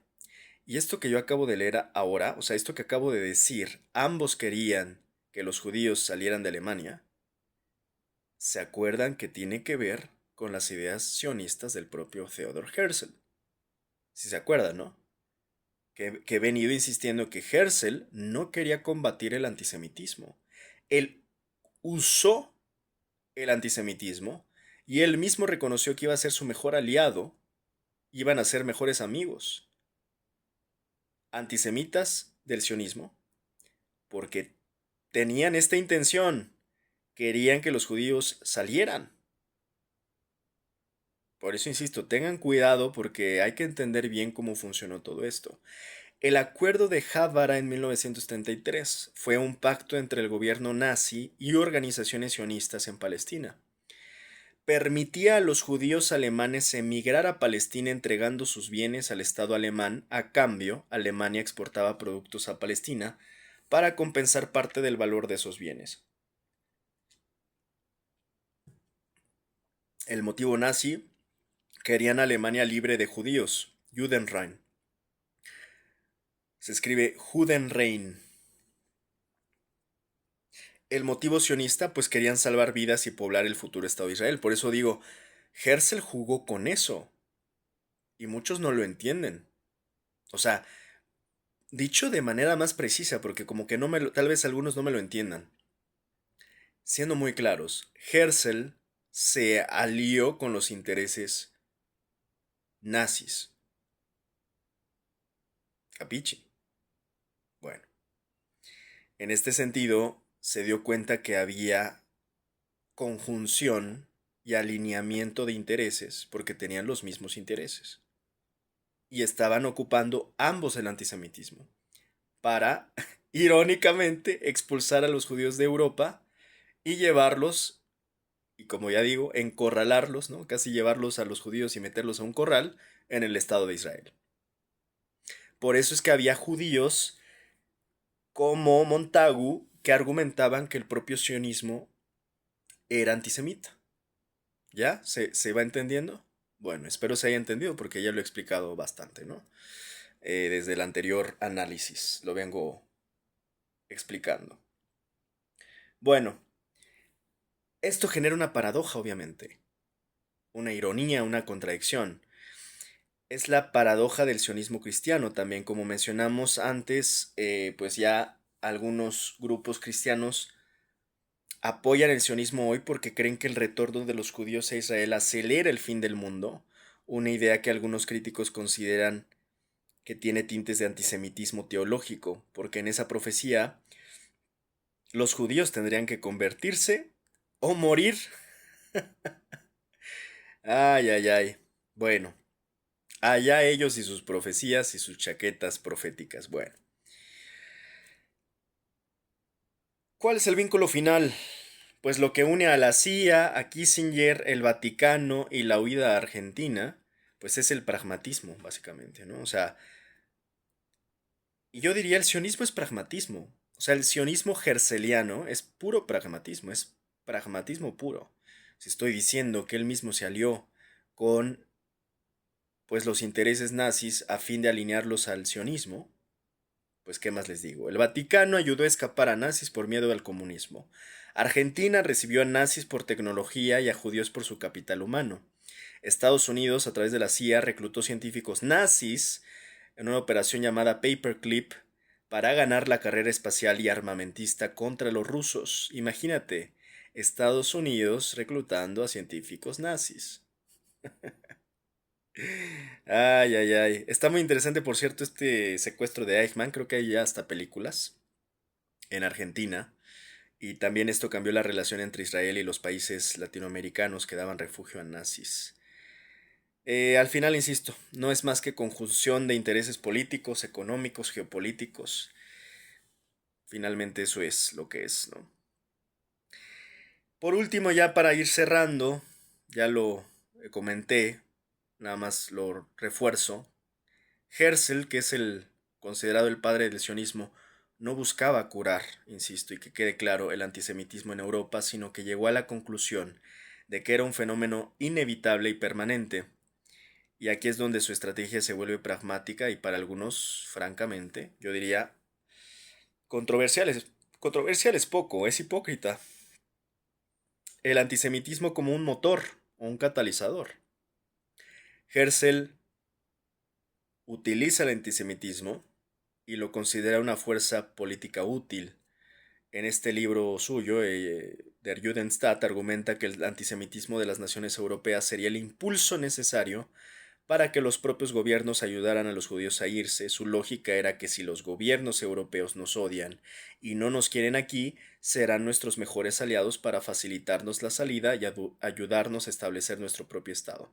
Entonces negoció con los antisemitas, y yo creo que ya aquí es hasta un eufemismo decir antisemitas, llegó a negociar hasta con nazis. Herzl estaba dispuesto a sentarse con figuras no solo antisemitas, acabo de decirlo. Se reunió con el ministro del Interior de la Rusia zarista, Vyacheslav von Fleve, poco después de que éste permitiera progromos, matanzas de judíos sangrientos. Herzl buscaba que el zar presionara al imperio otomano para que le cediera tierras en Palestina. Su razonamiento era: usted no quiere judíos en Rusia, yo quiero que los judíos salgan de Rusia, tenemos un objetivo en común. Bien pragmático, don Herzl. Y bueno, el fracaso de la asimilación, lo que cambió a Herzl fue el caso Dreyfus que ya hemos comentado, no me quiero extender demasiado en eso, me parece hasta cierto punto no tan relevante, porque es parte de la mentira judía. Y la mentira del sionismo, además. Pero ese era el pretexto, ¿no? Al ver que incluso en la nación más ilustrada de Europa se condenaba a un oficial judío injustamente, según ellos, al grito de muerte a los judíos, decidió que la integración era imposible y su solución no fue combatir el prejuicio que veía como una enfermedad social incurable. Qué fuerte, ¿no? Aquí la pregunta yo diría, yo le haría a Hersel, ¿por qué consideras que es una enfermedad incurable? ¿La enfermedad la padecemos nosotros, los antisemitas, o ustedes, con sus dogmas y sus fanatismos y sus profecías? El problema yo creo que de los judíos principalmente es que no se logran ver en un espejo y siempre están pensando que el problema son los otros, no ellos. O sea, el problema son los otros, son ustedes, no nosotros. Esa es la forma de pensar del judío y yo creo que les hace falta mucha autocrítica. Por eso yo creo que sí, el antisemitismo se podría curar, no coincido con Hersel, pero no se ha curado porque ellos nunca van a estar dispuestos a verse en un espejo, por tanto sí creo que va a ser incurable entonces. Sería curable si fueran capaces de verse en un espejo, como no lo son, no son capaces de verse en un espejo, entonces sí es incurable. Si fueran un poco más autocríticos, si realmente reconocieran y admitieran sus errores en la historia, sus mentiras, pero eso no va a pasar. Entonces, bueno, aquí lo peculiar es que Herzl vea tal vez la enfermedad en los otros, ¿no? O sea, uno que cuestiona al pueblo judío y su historia, entonces uno es el que padece la enfermedad y uno es el que tiene la enfermedad incurable que es el antisemitismo, ¿no? O sea, chécate cómo manipulan todo, ¿no? Y trasladan la culpa al otro en lugar de ver cuáles son sus errores. Parece una clásica forma de manipulación narcisa o psycho, ¿no? De, aunque nosotros tengamos errores, la culpa es tuya y te vamos a hacer sentir culpable. Con tal, insisto, de no ser capaces de verse en un espejo y admitir sus propios errores y sus grandes fallas. Entonces, la enfermedad la padecemos los que los critican, no ellos, que son los responsables de tantas razones que le han dado al mundo y a distintas civilizaciones a lo largo de la historia para expulsarlos, perseguirlos y no perdón, aquí sí quiero ser muy preciso. Yo no justifico que sean perseguidos ni expulsados, pero tampoco les justifico todos sus errores. Yo no estoy diciendo que se merecen, por ejemplo, un holocausto. Jamás voy a estar yo en ese argumento ni esa argumentación inhumana. Jamás voy a argumentar eso. Pero tampoco puedo obviar ni negar que ellos han tenido responsabilidades históricas que hoy mismo estamos viendo, como en el caso del pueblo palestino. Y son innegables y nunca las van a querer admitir, porque son cínicos, hipócritas y sinvergüenzas también. Ni hablar. Entonces Herzl veía esto, ¿no? El antisemitismo, un prejuicio, este prejuicio como una enfermedad incurable, y su solución era la separación geográfica, ¿no? Una solución que ya he criticado también como es una solución paliativa de un problema mucho más profundo y complicado de resolver que no se iba a solucionar así. Al contrario, nada más insisto, los llevó a un corral, a un gallinero. Ahora, ¿Estado judío o refugio contra el odio? Pues para Herzl el Estado judío era una necesidad política de seguridad, e irónicamente esa misma lógica de necesitamos un lugar propio, porque el mundo siempre nos odiará a nosotros pobrecitos, que somos las víctimas, pues es la que alimenta hoy el sionismo cristiano, que pues ya hemos mencionado, ¿no? La idea de que los judíos deben estar en su lugar para que se cumpla el orden histórico divino. Y Herzl en este sentido fue realista extremo, ¿no? Aceptó el antisemitismo como una realidad, yo diría cínico. Aceptó el antisemitismo como una realidad política y trató de convertir esa presión externa en energía necesaria para fundar Israel. Entonces, aquí lo que hay que cuestionar, y ya voy terminando, porque ya estamos concluyendo, ahora sí, por completo este tema de anglosionismo. Si siguen esta línea, o sea, y esta lógica herzeliana, han pensado que siempre estarán amenazados, es lógico, ¿no? Y por tanto, además, se volverán, si piensan de esa manera, siempre se van a ver como un pueblo amenazado y por ende se volverán más bélicos y violentos para evitar esto que ellos consideran la amenaza existencial, ¿no? Y esa es parte de la paradoja, ¿no? Porque irónicamente no se soluciona el problema de origen como yo he estado argumentando. Y es paradójico, insisto, es irónico, es paradójico. entre más violencia ejerzan, más antisemitismo se genera. Lo estamos viendo hoy mismo. Por tanto, nunca se va a solucionar de raíz el problema, insisto, mientras ellos no paren de generar violencia. Em, Aquí lo peculiar es que ellos, insisto, se hacen las víctimas cuando desplazan, se hacen las víctimas cuando asesinan, se hacen las víctimas cuando cometen un genocidio. Eso es lo que es verdaderamente aterrador. Es terrorífico ver este cinismo de su parte. Yo diría ya a punto de psiquiátrico, ¿no? A punto de que en verdad uno ya cuestiona sus facultades mentales, éticas.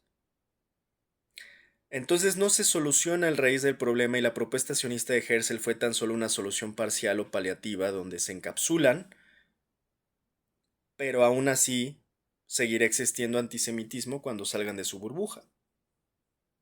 O sea, de nada sirve, insisto, que los judíos los hayan metido a un corral, a un gallinero, donde tienen esta falsa idea de seguridad porque ya ni el domo de hierro les está funcionando, ya ni les funciona el domo de hierro. Entonces, este es realmente darle al talón de Aquiles, ¿no? Darle al clavo de esta paradoja existencial del Estado de Israel moderno, ¿no? Lo que hemos comentado, esta cuestión de la paradoja de su amenaza existencial, con la cual justifican todo su plan bélico, es una gran paradoja, ¿no? El círculo vicioso de la seguridad. Parecería un gueto, ¿no? Un gran gueto, el Estado de Israel. El gueto con tanques. Críticos del sionismo incluso dentro de Israel argumentan que el proyecto de Herzl solo logró trasladar el gueto de Europa a un territorio más grande en el Medio Oriente. En lugar de muros de madera, ahora hay muros de hormigón y sistemas antimisiles. La sensación de ser una nación que habita sola se mantiene, reforzando la idea de que el mundo exterior es inherentemente hostil. La profecía autocumplida, como pues ya señalamos, el uso de la fuerza militar extrema para garantizar la seguridad, produce un efecto rebote, obviamente. Es como un boomerang instantáneo, un instant karma. A nivel regional, pues genera nuevas generaciones de enemigos que ven en Israel a un agresor, lo que justifica desde su perspectiva el uso de la violencia, y a nivel global, las acciones bélicas alimentan un nuevo tipo de antisemitismo que se disfraza de antisionismo, lo que a su vez hace que los judíos se sientan inseguros fuera de Israel y decidan que después de todo solo pueden confiar en su propio ejército. Entonces el factor del sionismo cristiano, pues es la pieza que falta, aquí es donde se conecta todo lo que hemos estado hablando desde Trump, Kissinger. Para el sionismo cristiano esta violencia no es un error, sino una señal. Ellos creen que el conflicto en Tierra Santa es necesario para el Armagedón, Madre Santa. Por eso no buscan soluciones de país, por eso no buscan soluciones enfocadas en la paz, diplomática de raíz, sino que apoyan el armamentismo israelí. Ven la guerra no como un problema humano, sino como un guión divino. Hazme el, hazme el sacrosanto favor. Y bueno, entonces, pues esta propuesta de Herz, insisto, es una solución paliativa al problema, una solución de emergencia ante el exterminio en Europa. Pero no elimina el antisemitismo, no eliminó al antisemitismo, solo cambió su enfoque de un odio religioso o racial en Europa a un conflicto geopolítico y nacionalista en el Medio Oriente. Este encapsulamiento, en el momento de encapsularse, en un estado basado en la identidad étnico-religiosa, además en una región tan diversa, pues el conflicto se volvió crónico. Y al final es una tragedia de lógica circular. Israel siente que necesita ser violento porque el mundo lo odia, pero el mundo lo odia por ser violento. Pues es obvio, ¿no? Entonces, es muy interesante entender porque esto es lo que explica en gran medida y redondea el anglosionismo. Esa es la tragedia de lógica circular en la que yo diría cayeron en su propia trampa, porque Israel siente que necesita ser violento porque el mundo lo odia. Israel siente que necesitan ser violento y violentos porque el mundo los odia. Y luego el mundo los odia o los critica o los ataca por ser violentos. Es una trampa en la que nunca van a poder salir si no dejan de ser violentos. ¿Hasta cuándo van a poder entenderlo? Y bueno, se cumple la premisa de Herzl hasta cierto punto, ¿no? De que el antisemitismo es inevitable. Aquí lo que insisto, yo creo que es inevitable, es que ellos se pongan un espejo. No se pueden poner un espejo, y si mientras no se pongan un espejo y dejen de ser violentos, pues entonces sí, el antisemitismo será inevitable, como lo dice Theodor Herzl. En fin, se terminaron emburbujando, están al final todo este pueblo judío, autonombrado, autollamado pueblo judío, pues están en una burbuja, en un gran gueto, encapsulados en un corral, en un gallinero como borregos. Eso es básicamente ya el Estado de Israel. Cayeron en sus propias trampas, de sus propias mentiras, están en un círculo vicioso del cual no pueden salir. Y pues este es el gran problema precisamente del Estado de Israel, ¿no? Ya terminamos, me da mucho gusto, insisto, que hayamos podido lograr todo esto y lograr 8 capítulos hablando de anglosionismo, yo creo que es más que suficiente. No sin antes terminar de leer a Shlomo Sand, voy a leer un poco, lo vamos a retomar en algún momento, pero sí quiero terminar con Shlomo. Y vámonos por orden, ya lo retomaremos en algún momento. Shlomo aquí una dedicatoria que pone en este libro llamado La invención del pueblo judío de Shlomo Sand. Nos pone acá en recuerdo de los refugiados que alcanzaron esta tierra y de aquellos que fueron obligados a abandonarla. Gran referente Shlomo, me parece que es un imprescindible para entender todo este tema.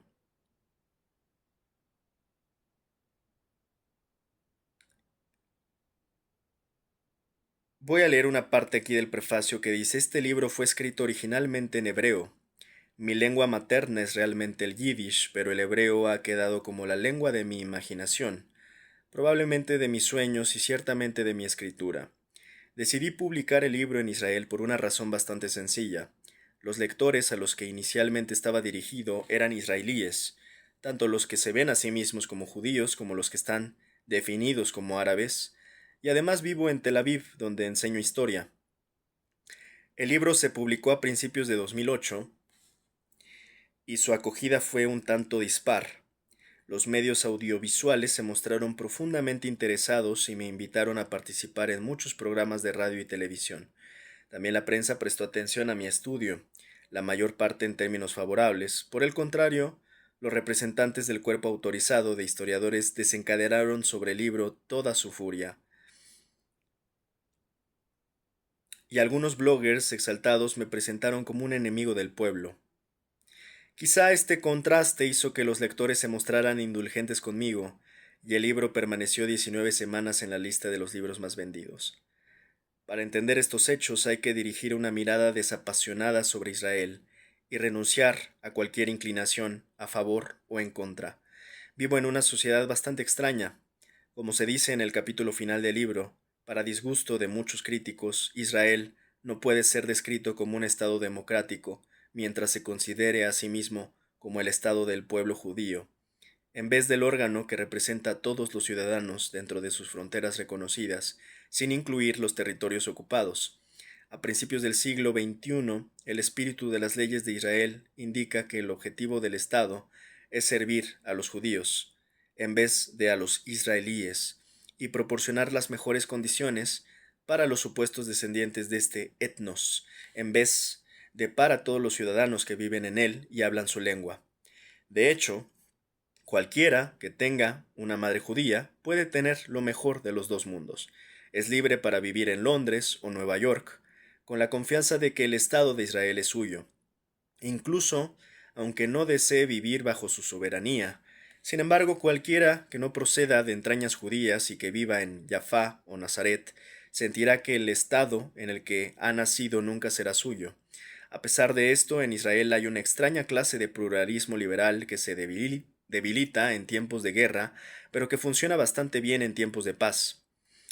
Hasta ahora ha sido posible expresar una diversidad de opiniones políticas en eventos literarios, que haya partidos políticos árabes tomando parte en elecciones parlamentarias, siempre que no cuestionen la naturaleza judía del Estado, y criticar a las autoridades elegidas. Determinadas libertades liberales, como la libertad de prensa, de expresión y de asociación, han quedado salvaguardadas y el escenario público es tanto multicolor como estable. Todo esto hace posible la publicación de este libro y explica por qué su acogida en 2008 fue tan polémica y provocara un auténtico debate. Aquí difiero ligeramente con Shlomo porque tal vez no se dio cuenta de lo que iba a pasar en 2026. Yo creo que este libro no lo hubiera podido publicar en estos tiempos básicamente, tiempos fachos, donde Israel se está mostrando como pues un estado fanático, teocrático y facho, con Netanyahu, por supuesto. Además, el férreo control que han ejercido los mitos nacionalistas se ha ido debilitando con el tiempo. Hay una nueva generación de periodistas y críticos que ya no reproduce el espíritu colectivista de sus padres y busca los modelos sociales que se cultivan en Londres y Nueva York. La globalización ha hundido sus agresivas garras incluso en los escenarios culturales de Israel y en el proceso ha socavado las leyendas que alimentaron a la generación de los constructores. Aunque de manera marginal, actualmente existen diversas instituciones académicas, una corriente intelectual conocida como el postsionismo, que ha elaborado retratos desconocidos del pasado. Sociólogos, arqueólogos, geógrafos, políticos, filólogos, politólogos, incluso directores de cine han estado desafiando los términos fundamentales del nacionalismo dominante.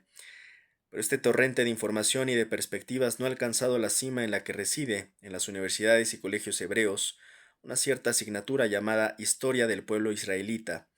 Estas instituciones de enseñanza no tienen departamentos de historia como tales, sino departamentos separados de historia general. Yo pertenezco a uno de ellos, y de historia judía, israelita. No hace falta decir que mis críticos más severos procedían de estos últimos. Aparte de señalar errores secundarios, se quejaban principalmente de que, em, ya que mi área de conocimiento era Europa occidental, no era asunto mío el discutir la historiografía judía. Sin embargo, a otros historiadores de mi ámbito que se ocuparon de la historia judía no se les hizo semejante crítica, siempre que no se hubieran desviado de la conceptualización dominante. En Israel, el pueblo judío, la tierra ancestral, el exilio, la diáspora, la aliyá, Eretz Israel, la tierra de salvación, etcétera, son términos clave para cualquier reconstrucción del pasado nacional y la negativa a utilizarlos se considera una herejía, agregaría antisemitismo. Voy a releerlos. En Israel, el término el pueblo judío, la tierra ancestral, el exilio, la diáspora, la aliyá, Eretz Israel, la tierra de salvación, etcétera, son términos clave para cualquier reconstrucción del pasado nacional y la negativa a utilizarlos se considera una herejía. Antes de empezar a escribir el libro ya era consciente de todo esto. Esperaba que mis atacantes alegaran mi falta de un conocimiento adecuado de la historia judía, que no entendía la singularidad histórica del pueblo judío, que era incapaz de ver su origen bíblico y que negaba su unidad eterna. Pero me parecía que pasarme la vida en la Universidad de Tel Aviv, en medio de su enorme colección de libros y documentos sobre la historia judía, sin dedicar un tiempo a leerlos y estudiarlos, hubiera sido una traición a mi profesión. Como profesor académicamente bien establecido, resulta agradable viajar a Francia y Estados Unidos para recopilar material sobre la cultura occidental, disfrutando del poder y la tranquilidad de la institución. Pero como historiador que toma parte en la formación de la memoria colectiva de la sociedad en la que vive, consideraba que era mi deber contribuir directamente a los aspectos más delicados de esa tarea.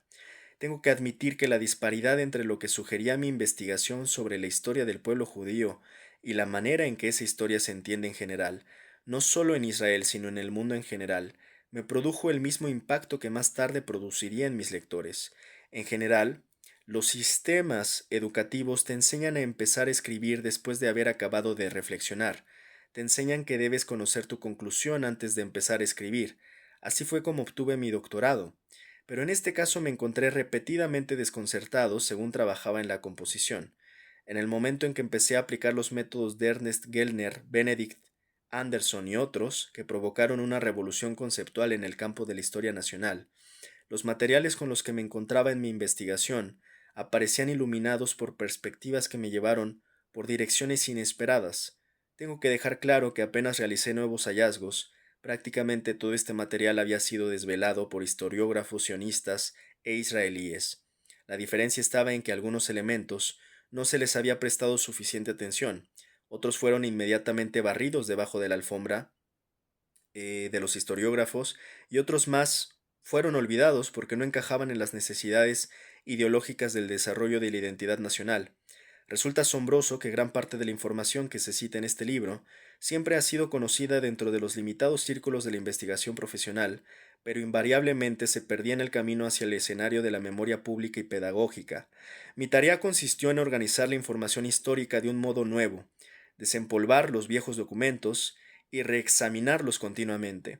Las conclusiones a las que me condujeron crearon una narrativa radicalmente diferente de la que se me había enseñado en mi juventud.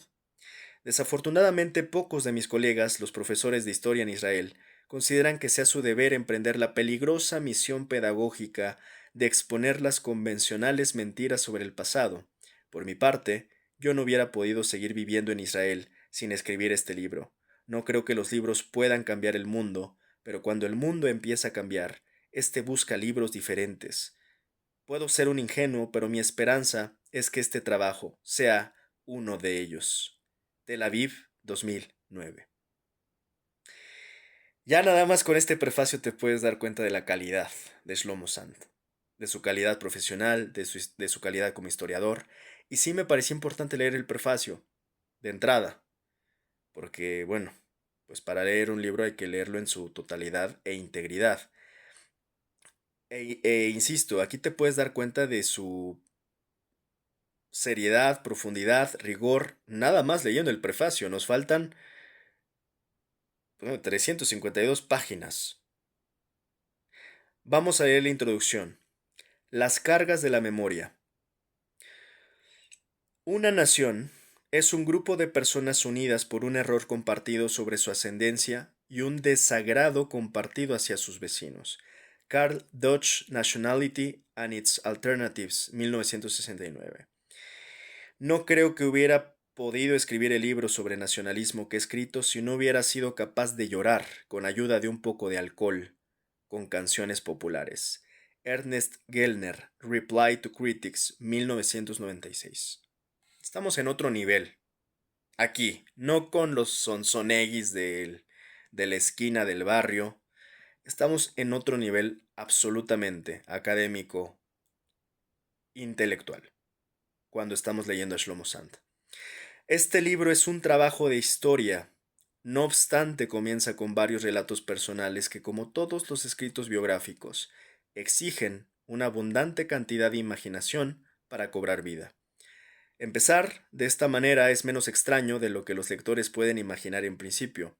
No es ningún secreto que la investigación académica a menudo está motivada por experiencias personales, que tienden a quedar ocultas bajo capas de teoría. Este libro comienza con algunas de estas experiencias que sirven al autor como punto de partida de su viaje hacia la verdad histórica, un destino ideal que sabe que nadie llega a alcanzar verdaderamente.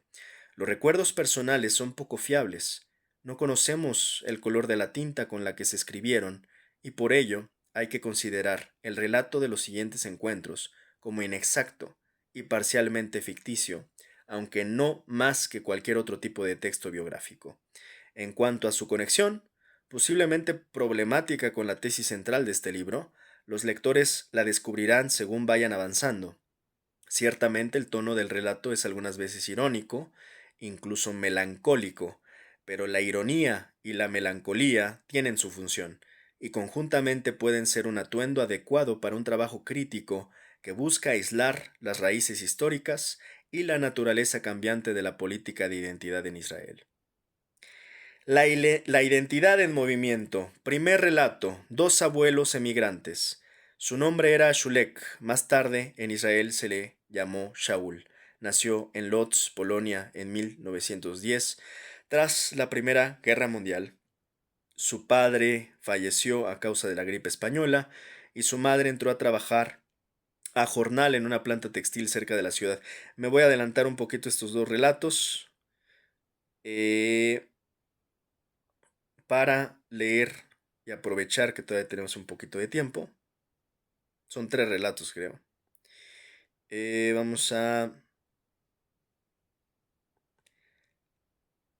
esta primera parte. Construyendo naciones, soberanía e igualdad. Ninguna nación posee una base étnica por naturaleza, sino que a medida que se nacionalizan, las formaciones sociales, las poblaciones incluidas en ellas que están repartidas entre ellas o dominadas por ellas, son etnicizadas.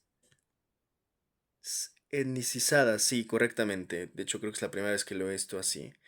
Etnicizadas. Es decir, quedan representadas en el pasado o en el futuro como si formaran una comunidad natural. Etienne Balibar, The Nation Form, History and Ideology. El nacionalismo fue la forma en la que la democracia apareció en el mundo, contenida en la idea de la nación como una mariposa en un capullo. Leah Greenfield, Nationalism, Five Roads to Modernity. Los pensadores y los estudiosos han luchado durante más de 100 años con el tema del nacionalismo, pero no han llegado a elaborar una definición sin ambigüedades que sea universalmente aceptada. Esa definición probablemente solo se alcance después de que la edad de la nación haya acabado, cuando la lechuza de Minerva levante el vuelo y veamos más allá de esta identidad colectiva general que tan poderosamente